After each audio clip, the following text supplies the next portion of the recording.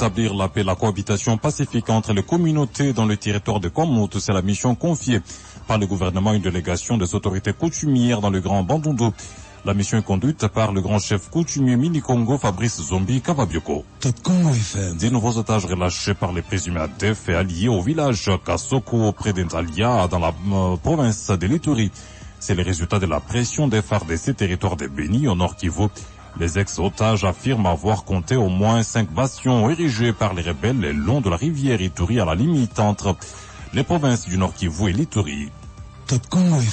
Véritable calvaire pour plus de 1500 déplacés qui vivent dans des conditions précaires dans le camp Moulangueraï. C'est à plus ou moins 15 km de Kalimi. Nous sommes dans la province de Tanganyika. Ces déplacés avaient fui leur village suite aux attaques à répétition des miliciens. Ils n'ont pas à manger, ils sont aussi touchés par des maladies. Que pense la province du Congo central de la position du président de la République chargeant le gouvernement de prendre des dispositions pour assurer de 2023 le décaissement régulier de la redevance pétrolière? Élément de réponse avec Gu Bandou, le gouverneur du Congo central et l'invité de la rédaction à suivre avant la fin de ces journaux au micro de Christian Lusakweno. Top Congo FM. Top Congo FM, le journal vous est présenté par Dominique Dinanga. Encore une fois, bonjour et merci de votre fidélité à Top Congo FM. Des nouveaux otages relâchés par le présumé ADF alliés au village Kasoko près de Dalia, en chefferie de Walese Vonkutu en province de l'Ituri. Résultat de la pression des FARDC territoire de Beni au nord Kivu, les ex-otages affirment avoir compté au moins 5 bastions érigés par les rebelles le long de la rivière Ituri à la limite du nord Kivu et l'Ituri. La société civile recommande au FARDC de détruire ces bastions seules conditions pour que la population des deux rives passe les festivités de Noël et de bonne année dans la quiétude.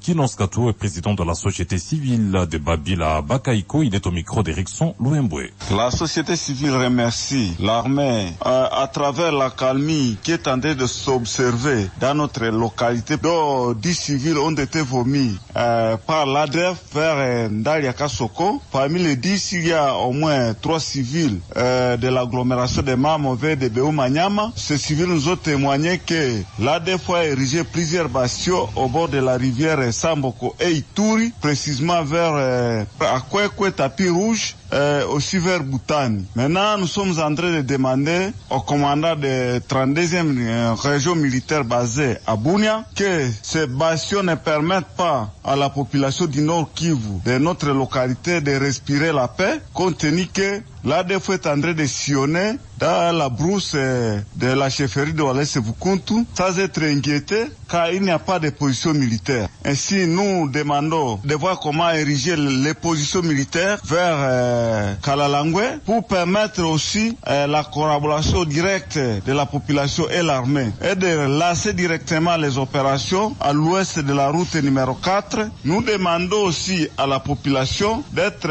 très vigilante.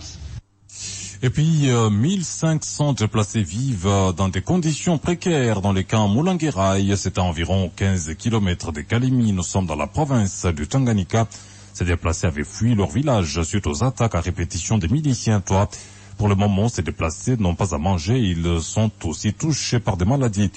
Les détails avec notre correspondant à Kalemi, Fabien Kambizi. Ces déplacés seraient venus du village Kabeke, Kasanga, Kalumbi Fatouma et Mumbwili, où plusieurs maisons avaient été incendiées dans des attaques de miliciens Toua. Une situation qui a provoqué des déplacements massifs des populations. Les conditions de vie à Moulangueraï sont déplorables. Pour trouver de quoi mettre sous la dent est un cauchemar pour se déplacer, pendant qu'ils ont des enfants qui ne peuvent pas supporter la faim. Les conditions hygiéniques ne sont pas aussi au rendez-vous ici, et les maladies frappent à la porte de plusieurs familles. Le 4/3/2022. Nous sommes arrivés dans ces camps le 4 mars 2022. Nous sommes venus de différents villages et nous nous sommes installés à Moulangueraï. Nous n'avons pas de poste de santé, nous mourons par manque de soins. Nous avons essayé d'amener nos doléances aux autorités, mais jusque-là, sans suite. Depuis les débuts de l'épidémie de choléra, 13 personnes ont déjà perdu la vie. La seule demande que nous avons est celle de rentrer, quelles que soient les conditions, dans nos villages respectifs. C'est mieux de mourir chez soi. Le Tanganyika a été le théâtre de violences intercommunautaires depuis 2015. Plusieurs camps de déplacés sont encore visibles dans quelques camps de Kalemi. Et la situation humanitaire reste préoccupante jusqu'ici. De Kalemi, Fabien Kambinzi pour Top Congo FM. Et cette mobilisation derrière les FARDC engagés au front pour défendre l'intégrité territoriale de la RDC. Plusieurs dizaines de jeunes de la commune de Lemba se sont retrouvés pour une journée de prière en faveur du retour de la paix dans l'est du pays. Une initiative de la Ligue de jeunes de l'UDPS, section Lemba Nord. On écoute Dani Makoudi Mardo, président de cette structure. Nous sommes très contents parce que nous sommes honorés par le révérend Barouti Carlos Kalala, parce que la prière est au-dessous de toutes les armées. Nous sommes réunis à ce jour avec tous les jeunes pour implorer le miséricorde de Dieu, pour que notre Dieu puisse venir en aide, que notre Dieu puisse assister notre armée à l'est du pays, parce que nous sommes agressés par nos ennemis. La prière est plus que la bombe atomique, comme je venais de le dire. C'est pourquoi nous avons résolu que le combat qu'on nous a infligé, ça doit se terminer qu'avec la prière. Et nous remercions le pasteur qui est venu à ce jour, malgré ses préoccupations et autres, il est venu nous honorer. Et ce n'était pas une activité politique. C'était une activité qui a englobé tous les jeunes. Alors, nous avons fait l'appel à tous les jeunes pour que nous puissions implorer le miséricorde de notre Seigneur Jésus-Christ. Et puis on parle toujours de l'agression de la RDC par le Rwanda sous couvert du M23. Les fidèles de l'SCC Grand Équateur ont remis cette question entre les mains de l'Éternel au cours d'un culte à Gemena samedi dernier. Consultons l'Éternel pour la délivrance de la RDC. C'était là le thème développé lors du dit culte. Pour le président de l'SCC Grand Équateur, à part l'agression de la RDC par le M23, il y a beaucoup d'autres groupes armés qui opèrent dans la partie est du pays. Et pour l'amour du Congo, ses habitants doivent continuer à prier pour que la paix totale y revienne, a-t-il dit, à l'occasion de cette journée nationale de prière organisée chaque année depuis aujourd'hui 3 ans pour la nation.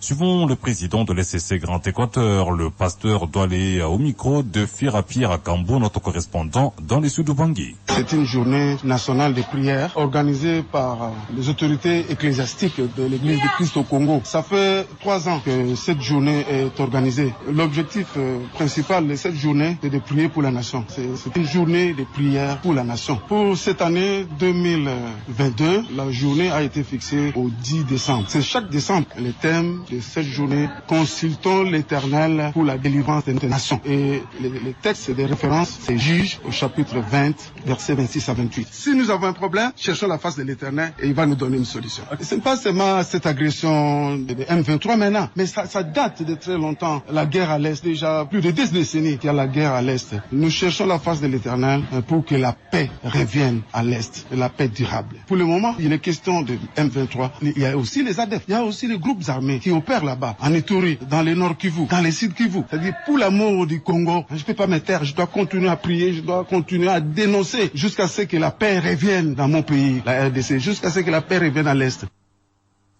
On va poursuivre bien sûr avec le chapitre sécuritaire. Cette fois-ci, dans la province du Sud-Bangui, les fidèles de l'église catholique paroisse Notre-Dame de Boudjala ont manifesté dimanche pour soutenir les FARDC contre la guerre dans l'est de la RDC.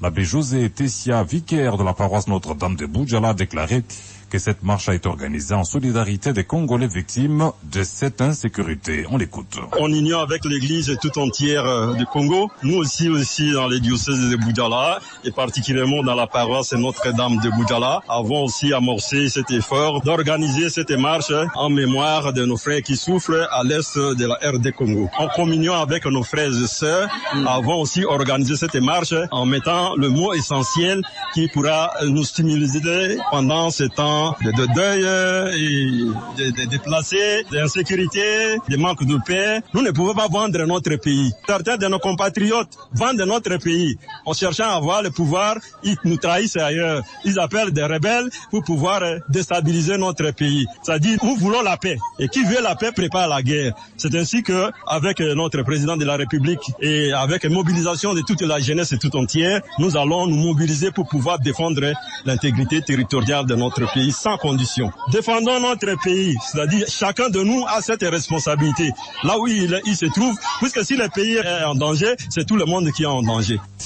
Rétablir la paix et la cohabitation pacifique entre les communautés dans le territoire de Kwamut, c'est la mission confiée par le gouvernement à une délégation des autorités coutumières dans le Grand Bandundu. La mission est conduite par le grand chef coutumier Mini-Congo, Fabrice Zombi Kavabioko, et quitte Kinshasa ce lundi. L'objectif est aussi de favoriser les retours des populations déplacées dans leur milieu d'origine et mettre la main sur les auteurs des tueries.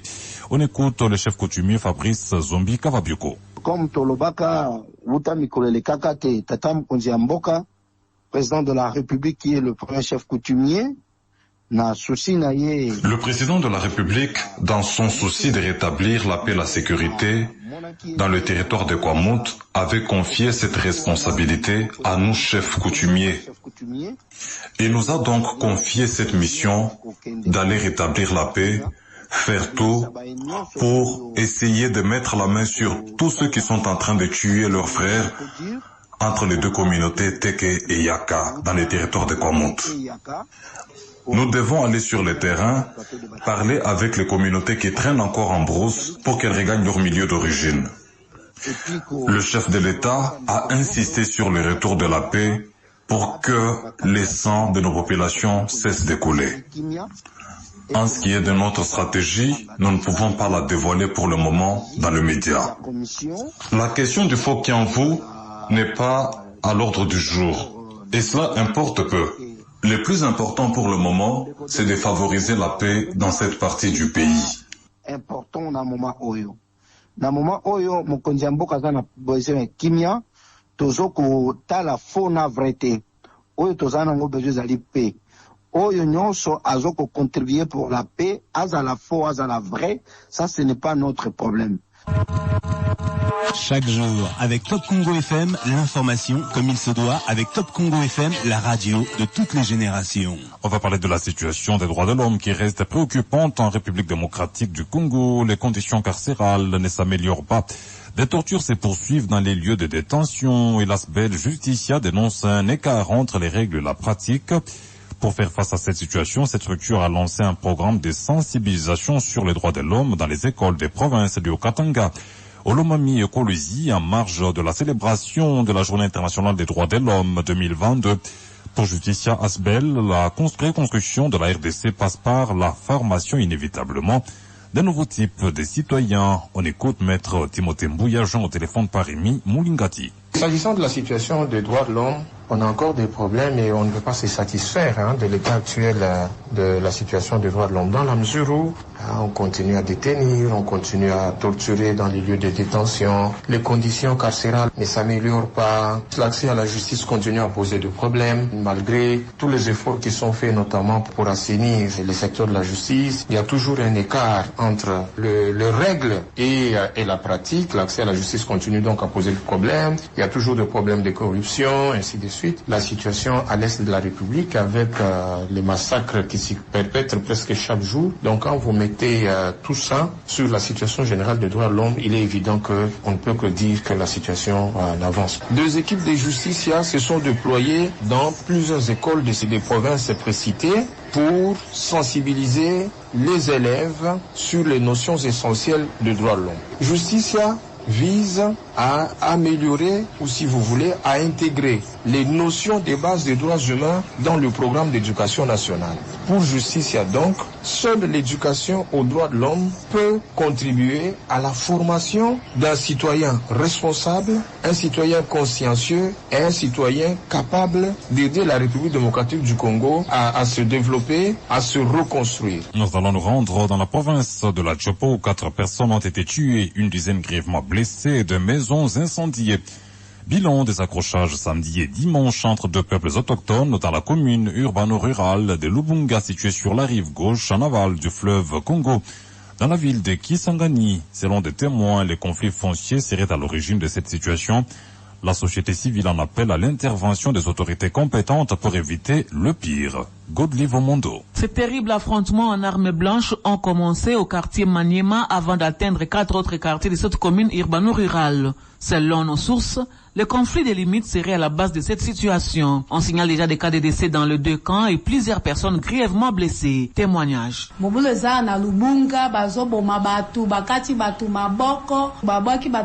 y a vraiment une forte tension ici à Lubunga. On tue les gens, on les décapite et on les jette dans l'eau du fleuve. Les maisons sont incendiées, les étalages du marché Makolongulu partis en fumée. Les gens fuient et on laisse les maisons. Les peuples Enya et Koum se disputent les limites. Vraiment que l'État intervienne.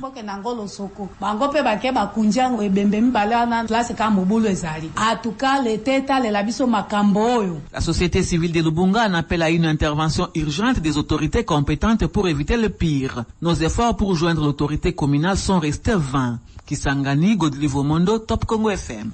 Des réactions continuent à la suite du discours du chef de l'État prononcé le week-end dernier à Kinshasa devant le Parlement réuni en congrès. À l'Union sacrée, famille politique du président Félix Tshisekedi, on salue un discours qui vient fixer les esprits notamment sur l'organisation des élections. Pour Jean-Thierry Mosenepo, communicateur et membre de la conférence des présidents de l'Union sacrée, le processus électoral est au stade actuel irréversible. Jean-Thierry Mosenepo. Le chef de l'État a respecté la Constitution en ce qui concerne le fait qu'ils doivent, une fois par an, devant le Congrès, parler de l'état de la nation. Il a parlé au peuple congolais sur 8 axes principalement. D'abord sur la sécurité. Le chef de l'État a brossé ce qui est en train de se passer aujourd'hui, qui est en train de briser un cycle que nous avions connu dans ce pays depuis les années 80, surtout dans l'Est, avec notamment aujourd'hui l'état de siège qui porte ses fruits. À part cela, il y a la question des élections. La position du chef de l'État a démontré que ceux qui avaient la langue fourchue et tordue et qui étaient en train de pérorer du fait qu'il n'y aurait pas élection sont aujourd'hui confus, puisque le président de la République a confirmé de l'accompagnement de l'exécutif dans le processus électoral et que 2023 serait une année particulièrement électorale. Sur le plan de la justice, le président a parlé des réformes qui sont en cours et aussi du recrutement de près de 5000 jeunes pour essayer de gonfler le nombre des magistrats et la récupération des 300 autres magistrats qui avaient été écartés. Dans l'administration publique, le chef de l'État n'a pas laissé cela de côté, avec le rajeunissement que l'on connaît aujourd'hui et la mise à la retraite de 10 000 fonctionnaires qui partent de manière décente et qui aujourd'hui seront remplacés par des jeunes valables. La diplomatie de la RDC, n'en parlons pas. L'économie, nous sommes parmi les rares pays aujourd'hui qui, après la Covid et la guerre en Ukraine, affichent une croissance économique de 6,1%. Nous avons sur le plan des hydrocarbures lancé la vente de nos 27 blocs pétroliers et 3 blocs gaziers qui vont rapporter énormément à notre pays. Jean-Thierry Mosenepo de l'Union sacrée. L'année 2023 sera électorale, a affirmé le président de la République dans son discours sur l'état de la nation et tout le monde doit se préparer. Message réitéré aux femmes de la commune de Lemba qui ont été appelées à s'enrôler massivement. C'était lors d'un rassemblement organisé par Dadi Bidiafou, cadre de l'Union pour la démocratie et le progrès social, à l'issue d'une caravane motorisée. Elle a précisé que l'UDPS va se battre sur tous les fronts pour la réélection de Félix Tshisekedi. Dadi Bidiafou. Le timonier de la nation a dit que 2023 sera essentiellement une année électorale. C'est pourquoi nous sommes revenus dans nos racines pour leur dire que nous devons emboîter les pas à la CENI pour un enrôlement massif de la population du monde. Nous ne sommes pas pendant la campagne électorale, mais nous sommes pendant la période d'enrôlement pour bientôt. Et il nous faut réveiller la conscience de la population pour qu'ils comprennent que leur avenir leur appartient et ils ne peuvent décrire leur avenir que par les élections. Et pour que les élections se tiennent comme il se doit et que la volonté du peuple soit réellement établie, il faut qu'ils passent par l'enrôlement. Nous venons plus pour les femmes, pour leur dire que ce n'est pas seulement une affaire d'hommes. Nous pleurons aujourd'hui parce que nous ne nous exprimons pas pendant les élections. Mais pour que nous puissions nous exprimer, il faut d'abord que nous passions par l'enrôlement. C'est ce que nous sommes venus donner comme message. Et puis, élection de 2023, on en parle encore. Les membres de l'Alliance pour les changements appellent le président Félix Tshisekedi à ne pas briguer un second mandat au regard de son bilan qu'il juge négatif. C'est dans cette optique que le vice-président de la Ligue de jeunes de la formation politique de Jean-Marc Kabonde considère que les discours du président de la République sur l'état de la nation n'avaient pas de substance. On écoute Josué Mbumba. Nous avons suivi avec beaucoup d'attention les discours du chef de l'État Félix Tshisekedi en rapport avec l'état de la nation. Un discours très vide qui ne cadre pas au vécu quotidien du peuple congolais qui continue à croupir dans la misère. Un discours populiste et propagandiste qui n'avait qu'un seul but, plaire aux membres de l'Union sacrée présents dans la salle des congrès. La salle des congrès devient un lieu qui accueille des mopapes, des fanatiques qui entonnent l'hymne du parti au pouvoir UDPS sous les regards impuissants des autorités. C'est grave. Je suis choqué d'entendre le chef de l'État vanter ses réalisations dans le secteur de l'économie, disant qu'elle se porte de mieux en mieux. Le peuple congolais continue à souffrir. Les taux d'échange varient du jour au jour comme de la fièvre. Les prix des produits sur les marchés, n'en parlons pas. Confirmons qu'il y aura les élections en 2023. J'invite le président Tshisekedi à ne pas postuler, car il a lamentablement échoué dans son mandat. La seule personne crédible qui peut essuyer les larmes des Congolais, c'est l'honorable Jean-Marc Kabunda Kabundo, le fils idéologique d'Etienne Tshisekedi Wamulumba, arrêté injustement. Josué Mbumba et à l'UDPS, parti présidentiel, on salue plutôt un discours clair, compréhensible pour tous.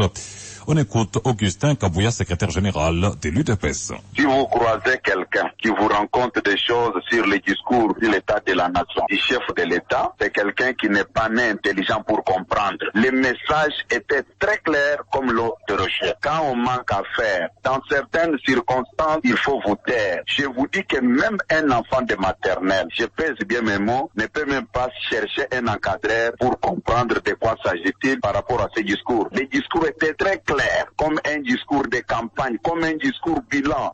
Est-ce qu'on pouvait même engager les débats autour de ça? Les discours là, sur la question sécuritaire, le chef de l'État a tout ramassé. Il a présenté la situation dans laquelle il avait trouvé le pays. Quelqu'un qui est intelligent, il ne pouvait même pas parler. Augustin Kabouya, secrétaire général de l'UDPS. Élection de 2023, on en parle encore. La dynamique pour la démocratie au Congo ne va pas boycotter les élections. C'est son président national, Jean-Marie Ngele Ifoto, qui l'a déclaré. C'était le week-end dernier au sortir de la réunion du bureau politique de la DDC. Travaux qui ont abouti à l'adoption des statuts et règlements intérieurs révisés du parti. Pour le député national, Jean-Marie Ngele Ifoto, son parti ira aux élections, même si elles ne seront pas meilleures au regard du calendrier publié par la CENI qu'il qualifie d'irréaliste.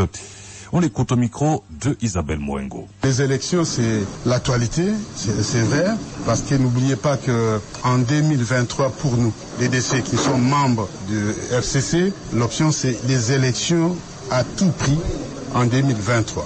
Le calendrier que la commission de M. Kadima a produit, c'est son projet de calendrier qui ne raconterait pas l'assentiment de tout le monde. Il s'agit des élections. De quoi parlons-nous? Nous parlons d'un calendrier, d'un grand concours, d'une grande compétition qui sont des élections à tous les niveaux. Et vous pensez qu'un seul camp peut-il décider sur tout? Non, le calendrier devrait se reposer sur un consensus qui n'est pas là. Des questions de composition de la commission, des questions de la Cour constitutionnelle, des questions de l'adoption ou par le Parlement et la promulgation par la suite par le chef de l'État de la loi électorale, ces questions-là n'ont pas trouvé de consensus. Donc ces questions demeurent et nous pensons qu'il vient de faire son projet de calendrier. Bon, c'est une bonne chose, il a fait pour sa famille politique. Nous croyons qu'il y aura quand même des discussions pour que nous ayons un calendrier consensuel. Ils sont 12 membres qui vont désormais conduire le parti, le schéma changement en marche aux élections à tous les niveaux en 2023. Il s'agit des animateurs du bureau politique du parti schéma, du député national honoraire Bernard Ampechi Otto. Ils ont été présentés et installés le week-end dernier à Kinshasa. Une cérémonie qui a connu aussi un autre temps fort, c'est le notamment d'un message de soutien du parti aux forces armées de la République offrant Isabelle Mouengo. Installés officiellement, ces animateurs ont reçu une mission. Il s'agit notamment de battre campagne pour le chef de l'État en vue de sa réélection en 2023. Augustin Kitumbu est le secrétaire général du schéma. Notre schéma entend concrètement s'aligner derrière le chef de l'État, Félix Antoine Tshisekedi Tshilombo, dont il battra campagne pour sa brillante réélection en 2023 et s'efforcera de garantir la majorité absolue au Parlement afin de contribuer à la consolidation de nombreux acquis déjà réalisés depuis 2019 et à poursuivre l'amélioration des conditions de vie de nos populations et du rayonnement de notre pays sur la scène internationale. Et en cette période où le pays fait face à l'agression rwandaise, le schéma n'est pas resté indifférent. Il a, à travers un message, condamné fermement cette agression qui a fait des milliers de morts à l'est du pays, mais aussi rassuré de son soutien au chef de l'État et au FRDC. Brigitte Bilonda est présidente de la Ligue des jeunes du schéma. Nous, membres du parti politique Le Changement en Marche, faisons notre appel lancé par les chefs de l'État en vue de la mobilisation de nos jeunes au sein de l'armée pour ramener maintenant la paix à l'est de notre pays. Le schéma Changement en Marche est un parti de mouvance tshisekédiste. Il s'inscrit dans une dynamique de changement, mais aussi de conquête du pouvoir. Isabelle Moengo sur Top Congo FM. Et dans le reste de l'actualité, plusieurs zones du monde sont frappées par la famine. Dans d'autres, il y a un problème de malbouffe. C'est dans ces contextes que s'est tenue du vendredi jusqu'à dimanche à Kinshasa la première phase du festival culinaire contre la faim dénommé Congo Food Week. Activité organisée en partenariat avec le programme alimentaire.